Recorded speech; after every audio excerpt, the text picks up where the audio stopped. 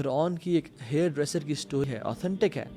امام احمد نے اپنی مسند میں سے نریٹ کیا، اور امام طبرانی نے نریٹ کیا، ابن حبان نے نریٹ کیا، اور امام حاکم نے نریٹ کیا. وہ اس کی فرعون کی بیٹی کے بال کام کر رہی تھی، اور وہ کام کرتے کرتے اس کے ہاتھ سے نا وہ کام گر گئی. اور فرعون کون تھا؟ جو کہا کرتا تھا کہ میرے علاوہ کوئی الہ ہے؟ قال انا ربکم الاعلی، میں سب سے بڑا رب ہوں اس کائنات کا.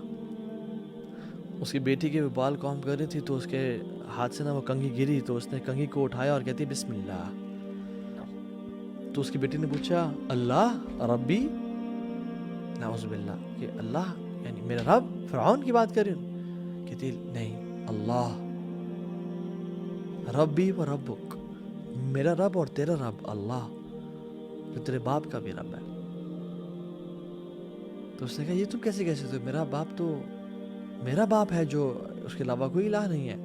تو اس نے کہا نہیں، یہ اللہ ہے جو آسمان اور زمین کا رب ہے. اینڈ میں اس کو پیرافریز کر رہا ہوں، I'm not quoting the exact words. اور پھر اس نے ایگزیکٹ ورڈز کیا ہیں، وہ لڑکی چلی گئی اپنے باپ کے پاس، فرعون کے پاس، کہ ہماری جو ہیئر ڈریسر ہے، ہماری جو نوکر ہے، خادمہ ہے، غلام ہے، وہ آپ کے علاوہ کسی اور کو رب مانتی ہے. انہوں نے کہا بلاؤ اس کو، کون ہے، کس کی جرت کیا ہے؟ بلایا اور کہا کہ تم نے کیا کہا ایسے کہ میرے علاوہ کوئی رب ہے؟ کہتی ہے ہاں. کون ہے وہ؟ کہتی ہے هو اللہ ربی و ربک، میرا رب بھی اللہ ہے اور تیرا رب بھی اللہ ہے. فرعون نے کہا لاؤ مارو اس کو لیشز، اور اس کو وہ مارنا شروع کے لیشز. انہوں نے کہا اب مانتی ہو کہ میں تمہارا رب ہوں، میں تمہارا الہ ہوں؟ نعوذ باللہ من ذالک. کہتی نہیں، وہ اللہ ہے ربی و ربک، میرا رب اور تیرا رب. تو اس کو ٹارچر دیتا گیا حتیٰ کہ اس کو بہت غصہ آیا. تو اس نے کہا ایک بہت بڑا برتن منگواؤ، جس میں انہوں نے تیل ڈالا اور تیل کو ابالنا شروع کر دیا، اور کہا اس کے 5 بچے تھے، اس ہیئر ڈریسر کے 5 بچوں کو بلاؤ. اور جب 5 بچوں کو بلایا تو ایک کے بعد دوسرے کو پھینکتے گئے.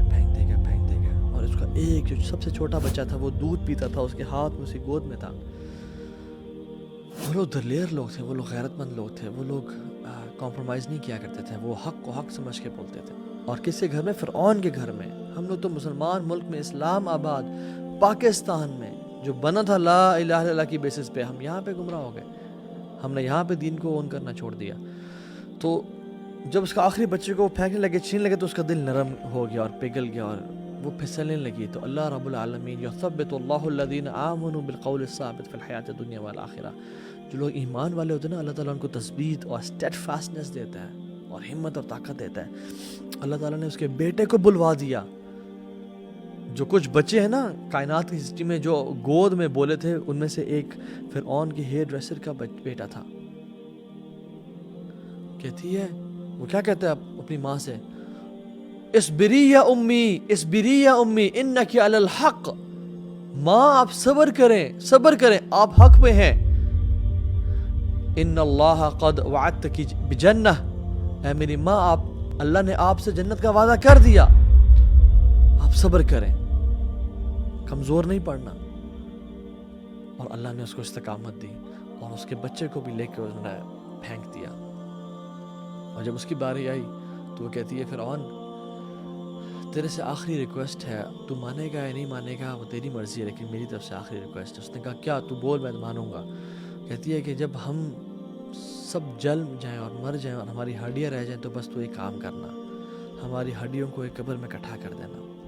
آئی وانٹ کہ قبر میں بھی ہم لوگ ساتھ ہوں اور اللہ کی جنتوں میں ہم لوگ ساتھ ہوں. یہ وہ لوگ تھے جنہوں نے اپنی زندگیاں قربان کر دیں دین کے لیے، اسلام کے لیے. Imagine entering our grave. Imagine entering 6 feet under the grave where there is no electricity. There are no cash, no ATM cards, no designations, no 21st grade and brigadier and general ya chief of army staff ya PM or nothing. It is just your actions. گھر والے پھینک کے واپس چلے جاتے ہیں اور حساب کتاب کرتے ہیں کہ کتنا مال چھوڑ کے گیا ہے یہ، تاکہ ہم آپس میں تقسیم کر لیں، اور ہم لوگوں کا مال اکٹھا کرتے رہ جاتے ہیں. ان واقعات میں عبرت ہے، سوچنے کی باتیں ہیں، یہ صرف ٹائم پاس کے لیے نہیں ہے. سو آج ڈیسائیڈ کریں کہ ہم کتنی قربانی دینے کے لیے تیار ہیں اللہ تعالیٰ کے لیے.